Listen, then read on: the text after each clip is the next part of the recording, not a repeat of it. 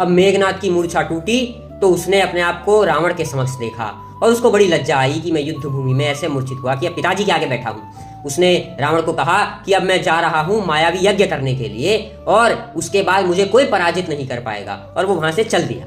जय श्री राम दोस्तों, आज हम लोग श्री रामचरितमानस लंका कांड चौपाई नंबर 75 और 76 पे हैं। विभीषण जी ने जब ये खबर जानी अपने गुप्तचरों के थ्रू तो वो चिंतित होकर के रघुनाथ जी को बताते हैं कि हे प्रभु, मेघनाद तो चल दिया है गुफाओं में मायावी और अपवित्र यज्ञ करने के लिए, को पूर्ण कर लेता है तो उसको हराना असंभव हो जाएगा।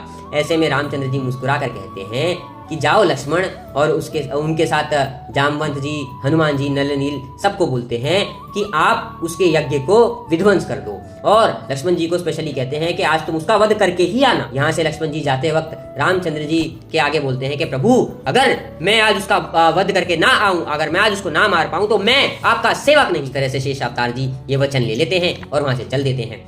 अब यहाँ ये मेघनाद भैंसे और रक्त की आहुतियां दे रहा है इस अपवित्र यज्ञ में। तो सेना वहां पर जैसे ही पहुंचती है, ये सब देखती है, वो इसमें विध्वंस मचाना शुरू कर देते हैं। अब मेघनाद यहाँ पर भी नहीं रुकता है तो वो वहां से उसको उठा करके फेंक देते हैं। और सेना ने जब अंदर विध्वंस मचाया तो उसने त्रिशूल उन पे चला दिए। वही त्रिशूल नल नील पे भी चलाए, हनुमान जी पे भी चलाए। अब जैसे ही वो बाहर को आया, उसने देखा लक्ष्मण जी उसकी तरफ देख करके तान करके खड़े हैं बाण, और उसने लक्ष्मण जी पे चलाया तो लक्ष्मण जी ने उस त्रिशूल को 2 टुकड़ों में तोड़ के फेंक दिया और उन दोनों के बीच भीषण युद्ध हुआ। और उसके बाद लक्ष्मण जी ने जाना कि अब तो इसका मर जाना ही श्रेष्ठ है, और वो तरह तरह की माया करके सब लोगों को परेशान कर ही रहा था।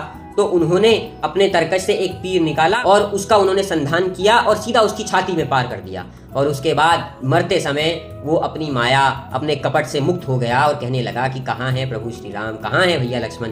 और इस तरह से कहने के बाद उसने अपने प्राण त्याग दिए। जिसके बाद हनुमान जी, जामवंत जी, अंगद जी सबने उसको बोला और उसकी माता को बोला कि आप धन्य हैं जो आपने ऐसा वीर पुत्र जन्म दिया।